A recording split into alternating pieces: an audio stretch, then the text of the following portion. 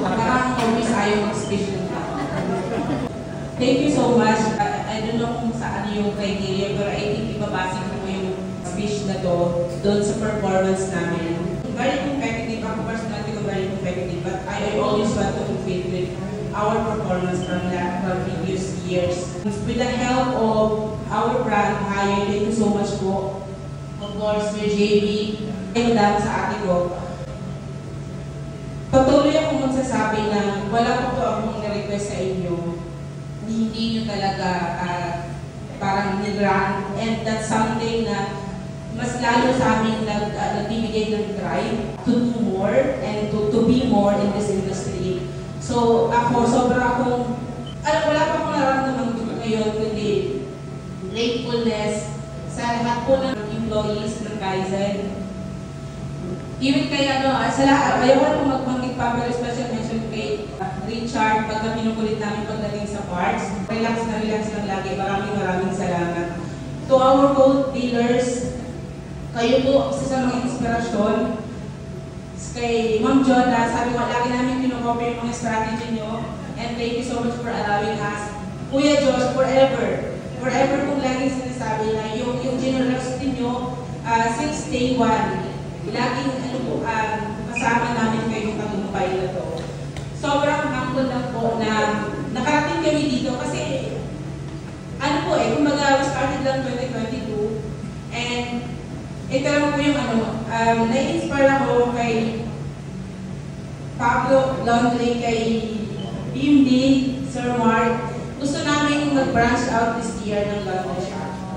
So, yun yung next level naman po sa part namin. So, to the new dealers, sa nakikita nyo, talagang kami we always copy lang. I think wala naman po masama doon kung gusto natin mag-succeed. Pwede tayong pwede magpaalam sa lahat po ng dealers dito na merong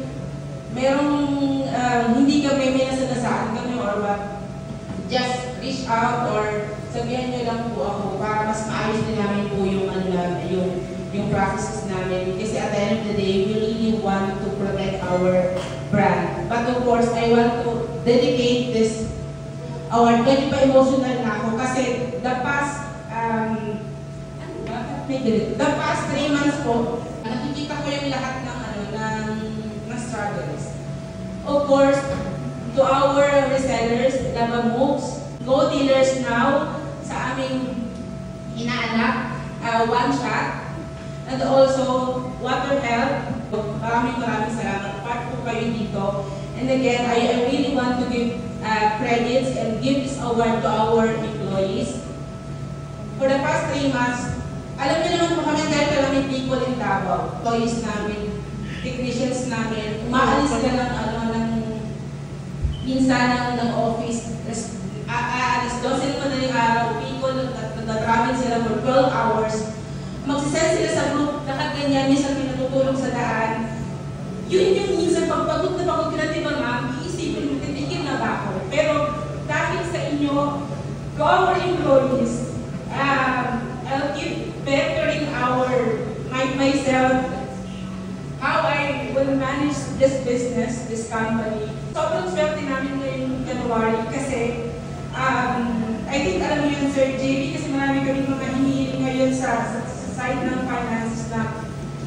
But of course, may mga magpapwede pero ako sinasabi lang nila, sige po okay lang yung mga asawa na naiiwan dito. And lalo yung hindi ko alam kung saan sila humuhugutin ng courage na minsan kahit Sunday, pupunta nila yung kliyente. Sobrang swerte namin sa mga tao namin. And sa asawa ko na hindi mo mapagsasalita, pero yung support niya, ito yun, above and beyond. And to end this na lang, gusto ko sanang mas makita nyo rin kung bakit ganito kalakas yung loob ko. Because I have this two special person, Raymond and Joven, and now they're part of the company.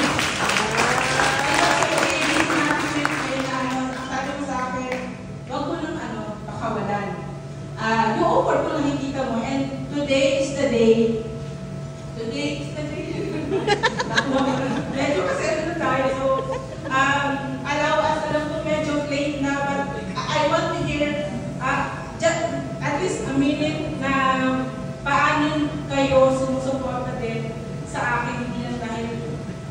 tinignan niyo ako, but nakikita ko yung dedication niyo. Thank you so much. Please,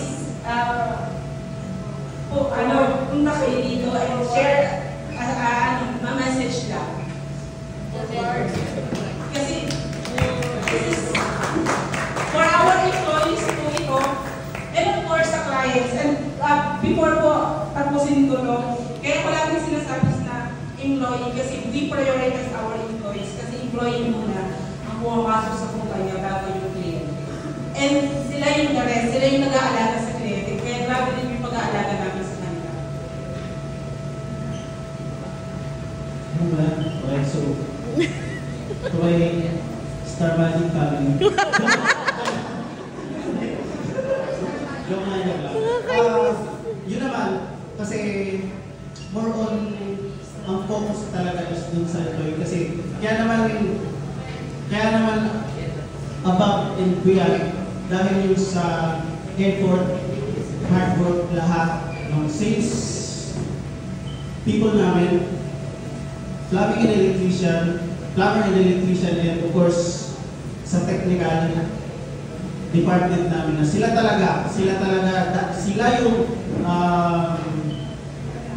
yung hard work and dedication and yung passion nila para sila magtrabaho. Kaya naman deserve nila, parang yung award na to is para sa kanila talaga yun. Sila talaga yun. So the more kasi na yun nga, ang focus namin is alagaan talaga sila kasi sila yung mag-aalaga sa mga clients. Amen. So, dedicate namin itong award na to sa kanilang lahat, sa kanilang dedication and hard work. So, thank you. So, yun. Ganyan na sinabi ko. Actually, thank you. it was offered to me yung ownership like a year ago. And literally, I have no idea what they is going on. So I am so very thankful and honored na maging part of this ownership sa Philippines. Thank you. Siyempre, Ate Joanne, for guiding, for leading. You're really such a good leader. And siyempre, to our mga resellers and gagawa ng mga technicians and site personnel and other departments. So, thank you also siyempre sa Kaizen for this award and for trusting us and sa hire and sa lahat ng kapwa namin na dealer. Lalo-lalo na sila talagang sila Ma'am Jonah, sila Sibuli. So talagang very challenging yung kung paano tapatan yung lakas ng bintana. Yung e-bike. May nagpa-handle yung sales and marketing sa equipment. So talagang very challenging. So tuloy lang ang friendly competition. So yun, thank you so much.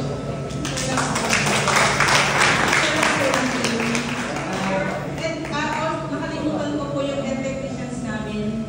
Dati po siyang sales person, pero hindi ko alam kung bakit nag-decide na maging head technicians. Dahil po sa kanya, since 2022, iisang nagdeklarong client sa akin na parang malaga. So, no ideas po. Pakita lang tayo. Where I land? Si